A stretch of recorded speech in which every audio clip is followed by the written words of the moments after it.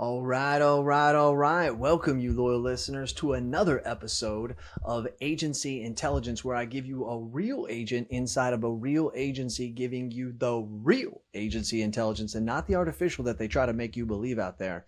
Now, today, once again, this is another solo. So the person who we are actually talking about is me. And it's not talking about me, but I am the agent giving you the real agency, the Insurance Alliance. And I am the real agent. So what I want to do and I want to talk to you today happens to be, if you saw it on the title, happens to be how we are trying to utilize AI. I think there's a lot of talk out there, and I think there are literally, I'm going to say, almost 1,000 different ways probably today that we are using it in our agencies or using it in some way that you just don't realize. Seriously, there is so many things that are using it. But when we're actually utilizing it as the actual tool to help us accomplish a task, a set process that we have already in our agency, whether it be making a mortgagee change, doing quoting, actually trying to do commissions, download, whatever that could possibly be, servicing, how do we use it effectively in those stages? And so those are some of the things that I think I get a lot of those questions. People ask me that, and I thought, heck, this could be a great podcast that I could do for you guys. Now, one of the greatest sayings ever out there, in my opinion, when it goes to this and relating to what we're talking about, is something that Jeff Roy said a long time ago. Jeff Roy, an agent out of Canada. If you don't know him, you need to look up for him, Excalibur Insurance. If you do know Jeff, you know how great he is in forward thinking, and a lot of the things that we're just now trying to do today, he's been doing for a while. And one of the things he said that I really loved was he said that AI will not replace agents. Okay, because that is the thing that everybody thinks, is that AI is here to replace. And I hope we understand by now that just like InsurTech was here to disrupt everybody who says they're here to disrupt, the people who here for the long term understand that they're here to enhance. And that's what artificial intelligence does. That's what AI's driver is. And so what he says is he says AI will not replace agents, but those agents who do use AI will replace those who do not. Now, when you really, really think about that, that makes more sense than you've ever thought about. Now, when I've heard that, and I've said that multiple times on stage, I now have refined that a little bit as to a rally and a war cry to help those, right? Because when you listen to it, it says those who use AI will replace those who don't. And when you think about, you just kind of think of a picture in your head, those with AI who use it. You picture this agency or whatever, and then you picture this other agency will replace those who don't. And you picture maybe an old agency, maybe you picture a dying agency, maybe you just picture a blurry image of something that's just dying off because you really don't pay attention to the one part that's you only pay attention to the part that's the good part, right? About you picture yourself as being the agent who does use it, right? So you don't have to be a part or worried about the person who doesn't use AI and is obviously eliminated. But actually, that's the person I think that I want to concentrate on. We can't all of a sudden just assume that because you don't use AI, now you're going to be eliminated, because that is true. But what if you want to use AI, but you don't know how? What if you're actually making a conscious effort to use it and you're just clueless as to where it is, right? We assume automatically, we look out there, and I know there's more of you that think this way than the other side, because there's more of us using it in our business to do technology, or less of us than there are of you who are not using any technology. And you're thinking to yourself, how do I use this AI technology? How do I use something that can work with my AMS system or my CRM? How do I get these integrations, right? Those are the people that I want to worry about, because I believe they can be stopped. Now, I believe that there are some of those that are just going to go on forever, right? They're always going to have the wood paneling walls, right? They're always going to demand that they shake people's hand and see them face to face, until there's literally only 10 clients they have that still want to do that. No, I'm joking. I mean, I know there's many that want to still do that, but You really, when you start to look at it, there's those who are going to go, but I think there's no set amount. I don't think we can just assume immediately, well, about 20 or 30% of them will understand. I think we can look at statistics, but I think we can also sway that statistic. If we use the 80-20 rule, how do we not make it 70-30 or 60-40? Right? How do we not get more people involved? And I think we can. And one of the ways we can do it is we can help them understand how you can use it in your agency. Because when you understand the basic fundamentals, and this isn't going to be tech, this is all agent stuff. You're going to understand every bit of this. I'm going to give you these case studies, and you're going to understand this stuff, okay? You have to understand why we're doing it. We're doing it for a battle of our time and money. That's why we're doing it. We're doing it because it's us who owns our agency. It's us who's responsible for providing this experience to our customers.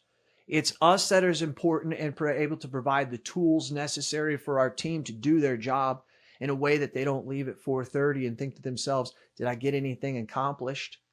These are the jobs and the tasks of the things that we are in charge of doing, right? And it's very tough. And the carriers don't work with us. They don't make it any easier, not only just in their underwriting guidelines, but in the different and the different type and the ways that they want to give us technology to evolve. Right? It's very, very hard to do a lot of this stuff. And so what we end up doing is we just start doing nothing, and we all know about that. But I think that there's things that we can look at, and here's how you simplify it. Now, this sounds crazy, but this is it. It's about being more productive and more efficient. And we've always known that as business owners. But the cool thing is technology, it makes it glaringly obvious in your face. Because saying that you're more productive because you have a little bit more time in the day, or now using a calculator, I can add up things a little bit more. Yeah, it gets you a couple minutes. But what if we can increase your productivity by 80%? What if we can increase your efficiencies by 50, 70, 80%, depending on the task? Now I get your attention. Now you say to yourself, well, Jason, anybody would be open to something like that. Well, then that means that you're open to artificial intelligence working in your office. So here's how I define it a lot. You can say it a lot, but I try to define this. There's tools that are going to be used in AI that are going to help you be more productive, and there's going to be those who are going to make you more efficient, okay?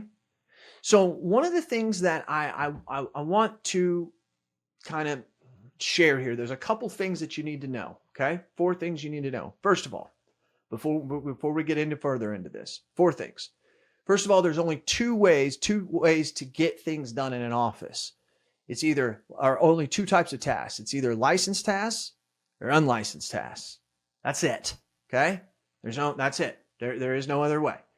And in an agency, number 2, in an agency, 60 to 80% of the tasks that you do on a given day do not require a license.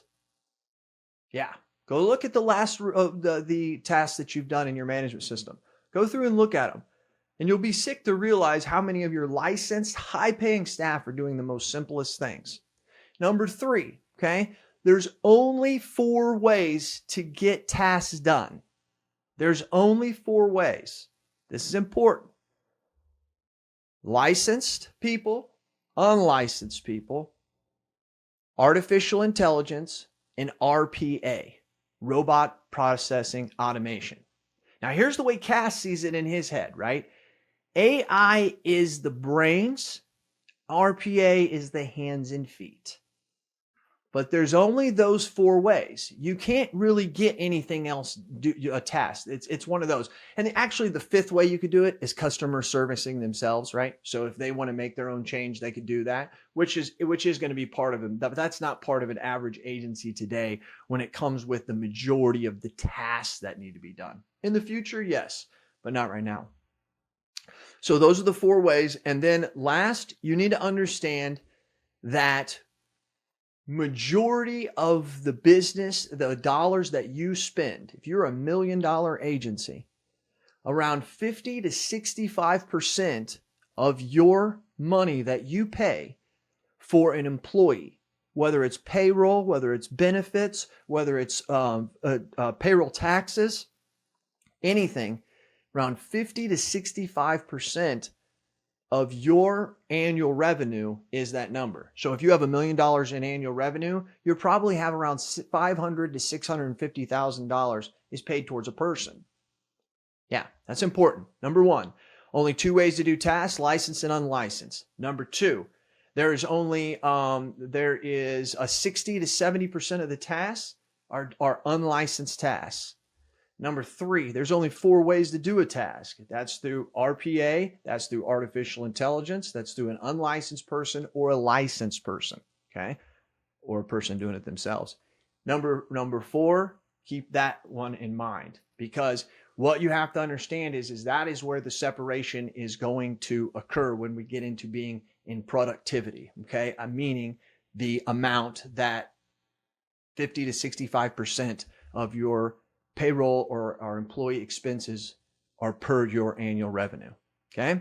So now when we look at doing productivity, let me give you an example of that. Productivity could be doing quotes. So my definition of productivity is doing more with the same. So think about that. How do I keep what I already have, not spend any more money, but actually produce more, right? Doing more with the same. So whenever I use businesses, and I'm going to use these I'm business and I'm technology agnostic. I don't own these companies, so I am an investor actually in Gaia, but I don't own these. It's not a big investment, but I don't own these. I'm just giving you. So maybe you have your own technology that works here. But we can take in our agency, we can do 5 to 10 quotes. So you give me your auto and home. I can do that auto and home with 5 to 10 carriers in 3 to 7 minutes in our agency. Now, some of you agents out there, there's around 20 to 30% of you that probably only have 1 or 2 or 3 carriers, and you probably think that you know exactly where that customer goes. So you're like, Jason, I can do it in probably 10 to 15 minutes max. Great. I don't think you're probably doing it the best, but that's your opinion. The rest of us who actually go to the carriers, assign, look at, hey, where does this one want to go, actually do the rates, give the best possible coverage, and you're actually going to do probably 30 minutes to an hour, and that's if the phone isn't ringing, okay? So I get that. So we've done this in agencies and seen it. And then our agency, we're doing it in 3 to 7 minutes. The agencies that have our VEs, our supercharged VEs, where we have trained the VEs to do this, they're doing it in an average of around 12 to 20 minutes because the VE and the AI is getting smarter to where we put that information into Risk Advisor. Gaia then reads that information. There's an integration that shoots it up into some AI or a true LLM, true large language model that then pushes that information into our raters, into our carriers. And it's basically a super copy and paste on steroids, but except it's smart AI. So if something changes with the website of the carrier, they know the difference. If the question is asked differently in different locations, it's AI. It knows what it can understand what the difference is and what's being asked there. So then that allows us to be able to not necessarily need the integrations or need the APIs that we thought that we needed in the past. While they're still be needed, not necessarily. Now, the only thing is there still is some manual with that. And so what we're doing is we're working with other providers who are going to be able to provide the RPA for that.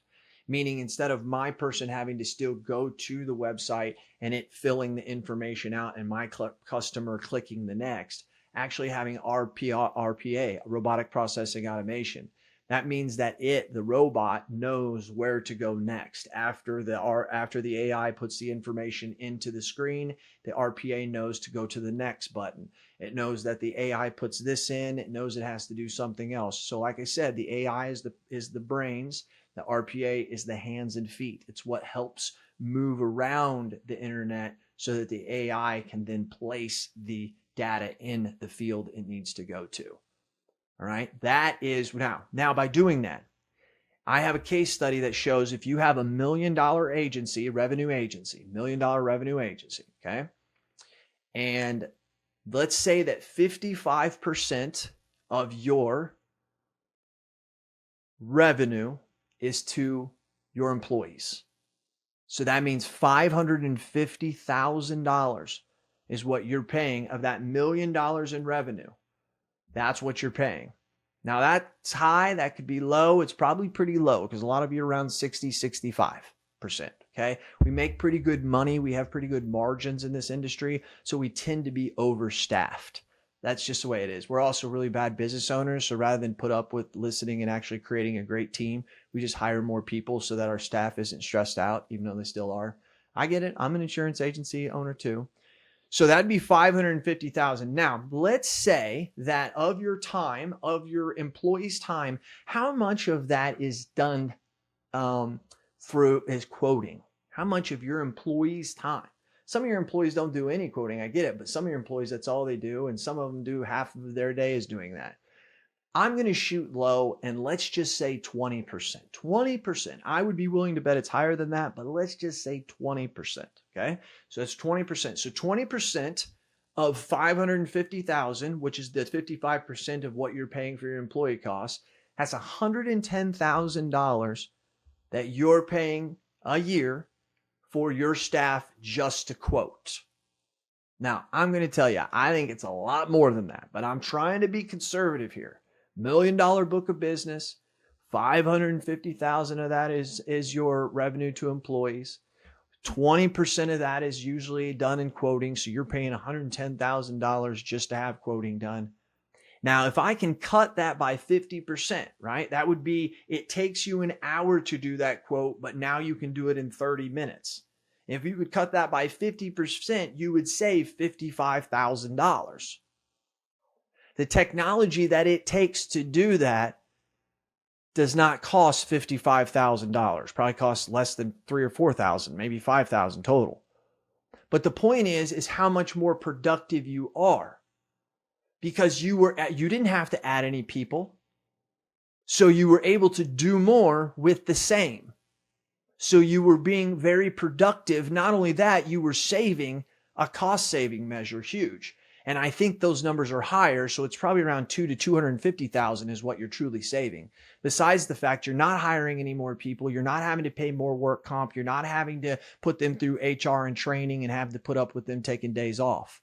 So you're becoming more productive, right? That's just one of the things. Now, for the sake of time, when I talk about efficiency, remember, productivity is doing more with the same, and efficiency is doing the same with less. So now, how do we do the same amount of work, but with less? So that's the opposite side of the equation, right? We want to be productive. We want to be efficient. But now we've got that example of what we could look like productive, save money, but also really, really increase our time. And then think about that, all that monotony work and how you're saving the sanity and of your employees and all the BS they have to do that doesn't do it because now the AI copies and pastes it and puts it everywhere it needs to go. They just need to have a high level conversation when collecting the information, which is going to increase the likelihood that they're going to close. So really good stuff. But now on the efficiency, that's doing the same with less. Now, here's what we're going to do with that. That's where we're going to talk about more of an RPA, a robotic processing automation. Okay. This is where we use an Adapt API. I make no money. If you decide to reach out to Jacob Simon, just be sure to tell him that he came from us. I don't get anything off my bill or anything. I'm just telling you who we use. You could also check out Jackson Figueroa. I apologize. The only way I can actually say it correctly is if I see it in front of me. He's with Quandary. And believe me, because I'm mentioning him on this podcast, he's not going to really care that I didn't just call him Jackson, because he knows that there's thousands of people listening to this. So now him, and I think there's a couple others, but those are the two that I really know. They can help you build bots. Now, there's something you need to know about these bots, okay? There's actually many different types, but I want to simplify this for you because it has to be simple for me. There's bots out of a box, think of it that way, or there's customized bots. So bot out of a box is Hey, do you need you want a bot to go and get all of your notice of cancellations every day? Boom, there's a bot that will do that. That's just a set bot out of the box. All it needs to know is what the company is, and it knows exactly where to go, how to get to it. It knows exactly what you need every day to bring that report back to you. And it goes on in the middle of the night. Then you can have customized ones where you could say, no, here's what I want the bot to do. I want it to go to just these 4 carriers, not all my carriers. And I want it to get these files. And when it gets these files, I want it to name it this, and I want it to be named this way. Now, per the date, then I want it to be the type of file per the name of the client. And it will look what the date is, what the type of policy it is, what's the client, however you want it named. And then I want it filed underneath the client's folder, underneath finance or whatever it could possibly be, right? And the bot will go do that every night. That's you customizing it. The difference is in cost. So you're going to have a box out of the bot's going to be far less. You're going to be talking about a percentage. They usually do it on cents of transactions. So like, let's say you have 10 carriers, they're probably going to charge you a set fee per carrier, and then they're probably going to charge you a transaction fee. So everybody's different. Not everybody does it the same. But like say every time it has to go get a notice of cancellation, it charges you 3 cents. I don't know what the costs are, but it does that. Now, once you do it, now I'm going to tell you for an agency of mine, we are around 1.2 million in revenue, and we are going to be, it's based on transactions. We're not a huge personal lines agency. We're bigger in commercial, so it means we do have a lot less transactions, but I think our bill is anywhere between $200 to $400. Now, I will tell you that I thought we were using all the bots and we weren't using the claims bots. We are now going to be getting those. I anticipate it would be closer to probably $400 more consistently. But for what it's doing in the morning, my assistant, my virtual employee, I believe it's Lordland, could be Sophia. I don't know exactly which one does this, but somebody in my team could tell you. But what they do is they will arrive, and in their inbox at 8 in the morning is an Excel spreadsheet that has attachments in it and all kinds of things. And let's say it's got on the bottom where you have your little tabs. One will say, I'm making this up because I saw this a year or so ago. It may not even be this today, but this is what it was. My team still does it. They would click claims, and it will show us the claims. It will show us the people who had a claim, who opened a claim. If there's any claims that closed, it will show us the adjuster's notes, if there were any changes in the adjuster's notes, and it brings all that to us. So rather than our person going directly to each one of those, downloading these claims, downloading these eDocs now keep in mind, Ivans does a lot of this. But also, we know that Ivans doesn't download everything. And to be fair, the carriers don't allow a lot of stuff to Ivans to download. And maybe sometimes Ivan doesn't allow carrier stuff that download. It's all goofy and it's a major mess. But the point is, I'm not going to sit here and cry over spilled milk. I'm going to go get this fixed. And I'm going to create a system to where I can download this stuff and get it done what doesn't download. So you can use RPA for that. Right? A lot of this stuff that you're thinking, and this is where customized bots come in. Hey, I know Ivans doesn't do this, and this. Heck, they don't even work with that regional carrier, but I still need to get the stuff done. So I'm going to create a bot that does this, does these things. And then it brings it to your CSR or your VE or whoever it is, account manager in the morning, and then they can process that information. It saves them around 90% of their time. The formula, the case study I have is a little more detailed, and I'm doing this all off the top of my head because this is one of my new presentations that I'm doing this year. But it has to do with the fact that if it takes 15 minutes per carrier, that's for me to go collect all this information from the claims, put it in there, download this information, put it in there. If it took me 15 minutes and I had 10 carriers and I had to do this every day, I've had agents tell me, Jason, that's way too much. We wouldn't do that. Or I've had a bunch of agencies say, dude, we spend more time than that per carrier trying to make sure everything's updated in our management system. So it depends on which side you're on. But if you're doing that 10 carriers at 15 minutes a day, it ends up coming out to saving you by getting the bots. It comes out to be around $18,000 a year is what your savings. Now, if you remember what I said, if you're going to spend $400 a month at a $1.2 million agency, that's going to cost you $5,000. So I'm netting out at least 12 just on that, right? But that's, once again, that's a cost saving measure. I'm talking about you having your time and your money and your energy and your sanity back. And that is these meaningless tasks of going and checking this or that because Ivan's or we don't have a system that works process is great. Yeah, it makes it easy when the phone rings, but it's miserable to the people who have to do it. And it also is just a time and a money suck. So why not have bots do these things? They don't require any knowledge of insurance. They don't even really have to even understand anything because they do exactly what you say, and they're very inexpensive. So once again, another form of using a way to get a task done, right? So we've got the licensed, the unlicensed, the AI, and the RPA. Now I just gave you two of the tons that could be done and that are being done. As far as outbound call, we recently got Gail. She's somebody that's in our office. If you happen to call 618-532-2277 after 5 o'clock, you'll get her. It'll be after hours. You'll be able to see her. And I mean, she's nothing official. We're just doing some testing right now. So it's not like you're going to mess up my system. But you can see how awesome she is. She's actually pretty amazing. I listen to the calls on the back.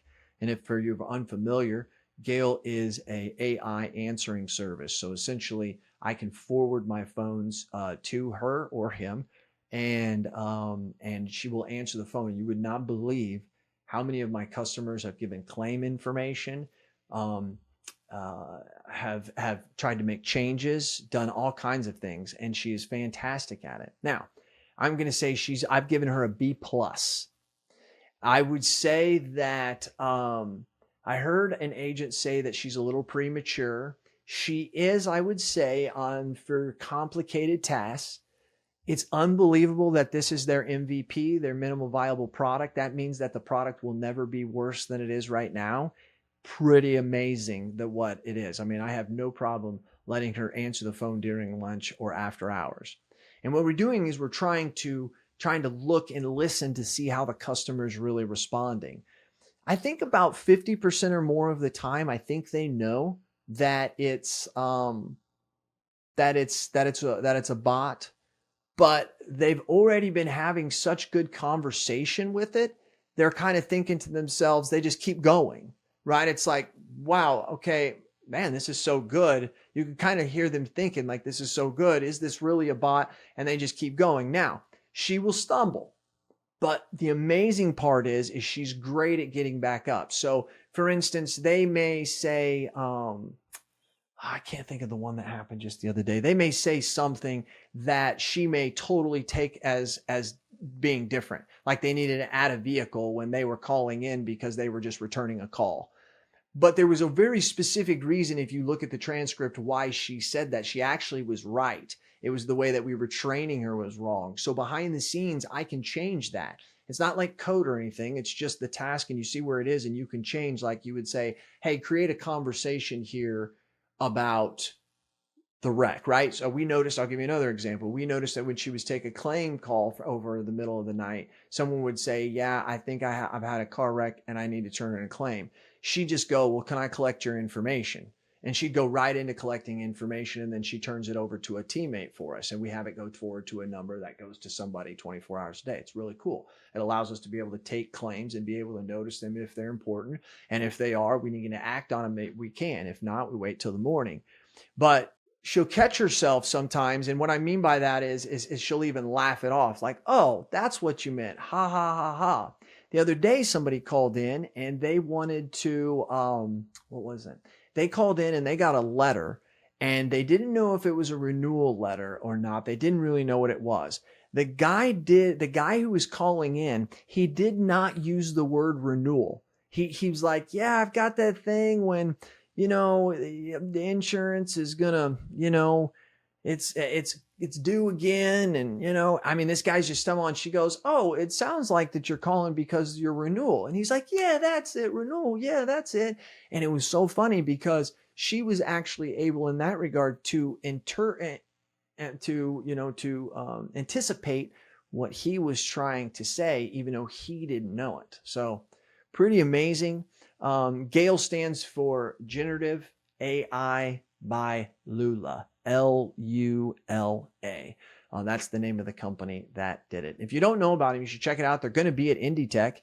I encourage you to come to Indie Tech, AIindietech.com. Go there, AI Indie Tech. That's INDIETECH.com. That's AIindietech.com. Check it out over there. We're going to be there September 24th, 25th, 26th. Gail and all these companies are going to be there. We're going to have learning sessions where people are going to be teaching other agents how to do this stuff and how to do it. You're going to love it. I hope you got a lot out of this podcast today. I mean, I was a real agent giving you the real agency intelligence, literally the agency intelligence and the artificial intelligence of how to become more productive and become more efficient. I think that sometimes we get lost. I'm not going to repeat it, but I'm going to fade on out of here. Don't get lost in what do I do with all this? Simplify it. There's only 4 ways to do tasks, right? And this new way everybody's talking about, why do I need it? What am I trying to get accomplished? Well, Cass, I can't afford to pay $50,000 a year for someone to answer the phone. Well, you might want to look at Gail to offload some of those calls, right? Cass, I can't keep affording just to hire somebody to just do the quoting. Well, first of all, maybe you need to talk to us at Virtual Intelligence, but maybe you also need to look at some artificial intelligence. And when you think about it, when you get that artificial intelligence and you do all this stuff I'm telling you, that's where you need to look at a company like Virtual Intelligence. And I know this is shameless self-promotion, but this is unintended in the fact that that's what we do. We find high quality VEs and we train them how to use the Gaia, the Risk Advisor, the Adapt API. We train them how to use that. So not only do they know how to use it coming in day one, but guess the beauty of this? They start training your other staff. That's what we do. So don't overthink this. Just know that there's only 4 ways, right? But also know that why are we doing it? To be productive and more efficient. How do we find different tools that help us do that or do this? How do we do more with the same? How do we do the same with less? Those are the things I want you to think about. Understand and you know that I do what I do because I do it for you. Tell me your thoughts and tell me your ideas, and I'm going to tell the world what you have to say. This has been Jay Cass. I'm that real agent in this real agency. I hope you got something out of this. If you did, hit me up and let me know. And if you really don't want to talk to me, but you really appreciate this, go write me a review wherever you're listening to this at, whether it's on Apple, Google, iHeartRadio, wherever. Go write me a review. Those things matter more than you know. Appreciate it very much. Thank you. I'm Cass and I'm out.